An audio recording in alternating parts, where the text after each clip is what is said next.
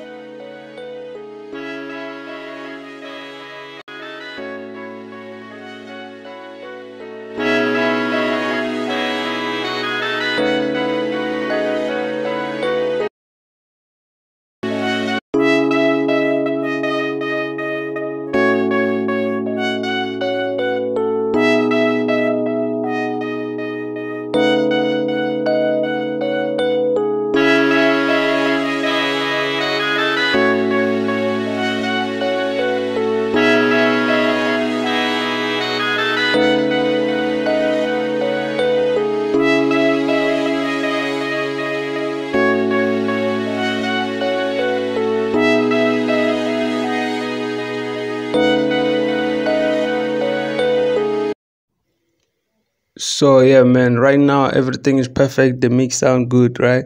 So the loop sound great, and then but there are ways that you can enhance the loop and add the effects and make it more good. So first thing that you need is you have a leveler, auto dark, compressor, limiter, distortion, wave shaper, multi-band compressor, and analyzer that you can use to help you with your mix, or to make a better mixing or mastering for what you're using. So first thing, let's start with the multi-band compressor.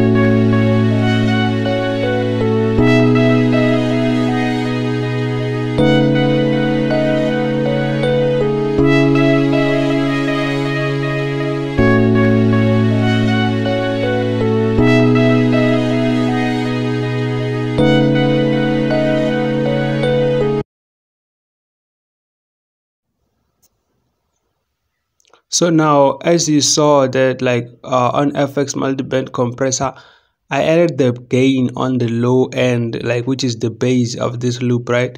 But I feel like it's too much. The 20 is 24 decibels, so I need to add the FX limiter to see what's going on. But we need to make sure that on the FX limiter there must be a space there on top, so that uh, you give the loop enough room for more instrument. Instead of making it full, you need to decrease it and leave enough space at the top. You understand? The space is very important. Like, make sure you don't increase the volume too much. It's either you increase the volume of your instrument or the volume of the master, so that you leave enough space at the top there, at the top, like, so that you give enough space for more instrument that you can add, like drums, the 808s and all that. So that's why the FX limiter made me decrease the decibels on the multiband compressor, because it was too much. I hope you understand.